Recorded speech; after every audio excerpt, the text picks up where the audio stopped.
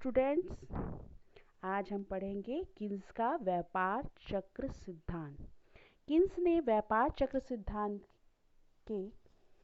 चक्र के लिए किसी सिद्धांत का प्रतिपादन नहीं किया है। किन्स ने अपने रोजगार सिद्धांत में अर्थव्यवस्था में जो अल्पकालीन उतार चढ़ाव आते हैं उसी की व्याख्या की है और उसी के आधार पर किन्स ने व्यापार चक्र की व्याख्या की है। किन्स के अनुसार रोजगार का निर्धारण 3 तत्वों पर निर्भर करता है। पहला उपभोग प्रवृत्ति, दूसरा तरलता पसंदगी और तीसरा पूंजी की सीमांत क्षमता।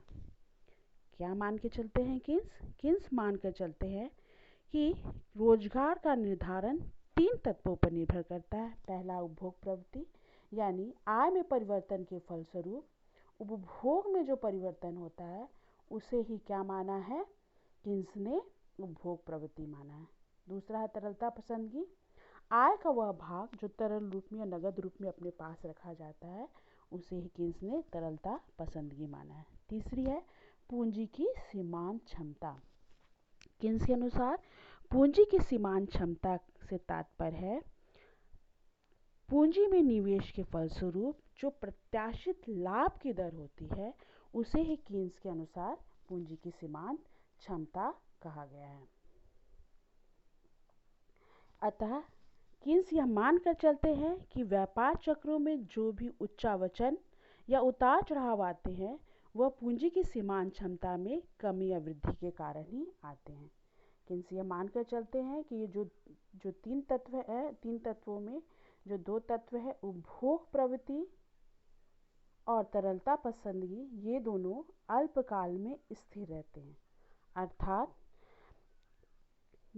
पूंजी की सीमांत कुशलता में कमी या वृद्धि के कारण ही व्यापार चक्र में कमी या वृद्धि या उच्चावचन आते हैं।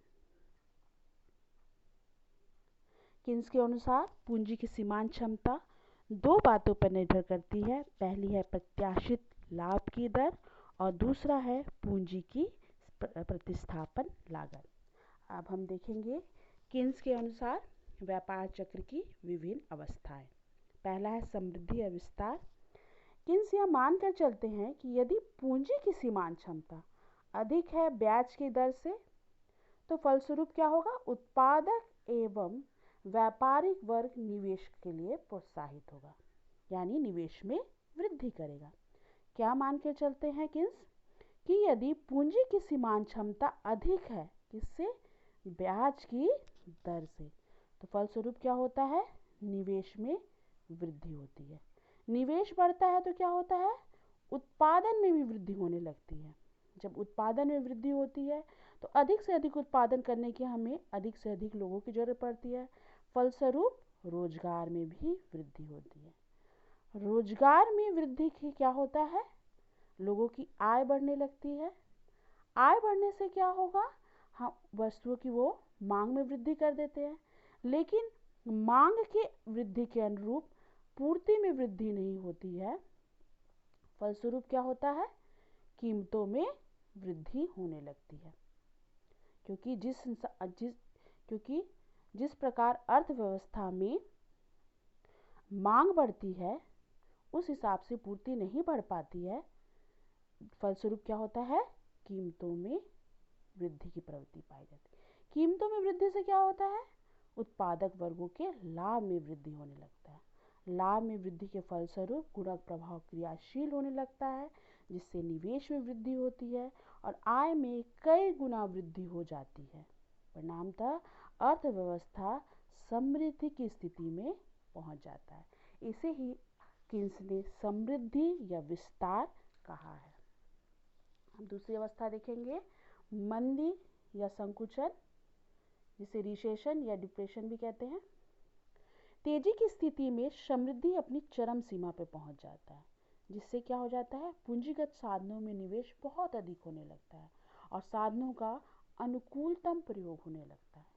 साधनों के अनुकूलतम प्रयोग के कारण साधनों की जो पूर्ति कीमत है उसमें वृद्धि होने लगती है, क्योंकि अब सारे साधनों का अनुकूलतम प्रयोग हो गया है और अधिक उत्पादन किए जाएंगे तो अर्थव्यवस्था में जो साधन उपलब्ध है उनकी कीमतों में क्या होने लगेगी, वृद्धि होने लगेगी, क्योंकि उनकी मांग की अपेक्षा क्या हो रही है, उनकी पूर्ति कम है। अब जब मांग की अपेक्षा पूर्ति कम है तो क्या होगा, साधनों की कीमतें बढ़ने लगेंगी। साधनों की कीमतें बढ़ने से क्या होगा, उत्पादन लागत बढ़ने लगता है। उत्पादन लागत बढ़ने से क्या होता है, जो उत्पादकों को लाभ हो रहा था वो लाभ की दर कम होने लगती है। प्रत्याशित लाभ की दर कम होने से क्या होता है, अर्थव्यवस्था में पूंजी की सीमांत कुशलता कम होने लगती है। क्योंकि किनसे हम मान कर चलते हैं कि आय में परिवर्तन की तुलना में उपभोग में परिवर्तन कम होता है, इसीलिए धीरे धीरे उपभोग प्रवृत्ति स्थिर होने लगती है, जिससे अर्थव्यवस्था में अति उत्पादन की स्थिति उत्पन्न हो जाती है। अति उत्पादन की स्थिति उत्पन्न होने के कारण अर्थव्यवस्था में वस्तुओं के स्टॉक इकट्ठे होने लगते हैं, जिससे धीरे धीरे कीमतों में कमी आने लगती है। कीमतों में कमी आने से क्या होता है, निवेशक उत्पादन में कम निवेश करने लगते हैं, जिससे कारण निवेश कम होने लगता है। और यही अगर निरंतर चलता रहा तो अर्थव्यवस्था में सुस्ती की स्थिति उत्पन्न हो जाती है। किन्स मान कर चलते हैं कि निवेश में कमी से गुणक प्रभाव अपनी विपरीत दिशा में क्या होने लगता है, क्रियाशील होने लगता है, जिसके कारण आय भी कम होने लगते हैं, रोजगार कम होने लगता है, उत्पादन कम होने लगता है, यानी अर्थव्यवस्था धीरे धीरे मंदी की स्थिति में चली जाती है। अब तीसरा क्या अवस्था बताया है किन्स ने, पुनरुत्थान। पुनरुत्थान के लिए किन्स ने बताया है कि जरूरी है अर्थव्यवस्था में पूंजी की सीमांत कुशलता में वृद्धि की जाए, परंतु ये तत्काल संभव नहीं है, क्योंकि अर्थव्यवस्था मंदी की स्थिति में चली गई है और पूंजी की सीमांत कुशलता को बढ़ाना आवश्यक है, परंतु ये तत्काल संभव नहीं होता है।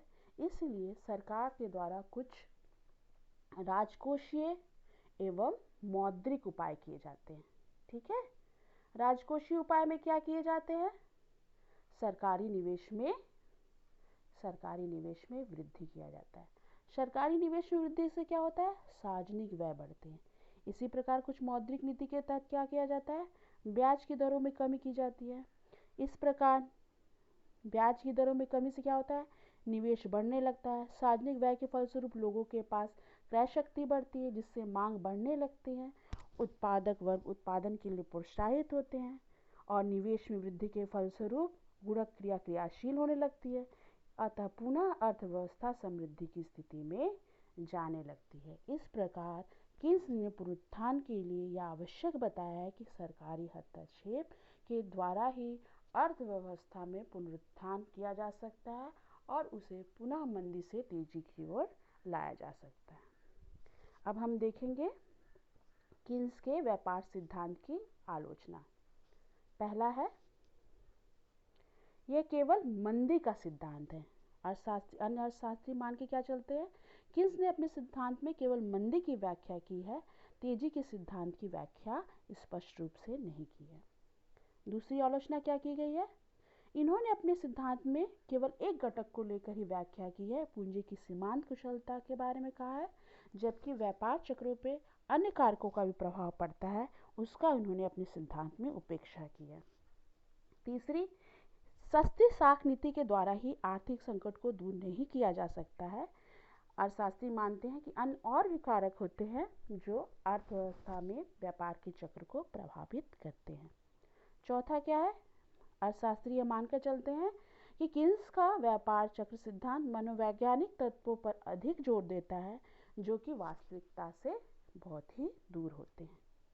तीसरा, लास्ट और अंतिम है, गुणों प्रभाव की स्पष्ट व्याख्या नहीं की है। यह मान के चलते अर्थशास्त्री किन्स ने अपने व्यापार चक्र में गुणक प्रभाव की स्पष्ट व्याख्या नहीं की है। व्यापार चक्र का मोड़ बिंदु किस प्रकार आएगा, इसकी उन्होंने अपने सिद्धांत में व्याख्या नहीं की है।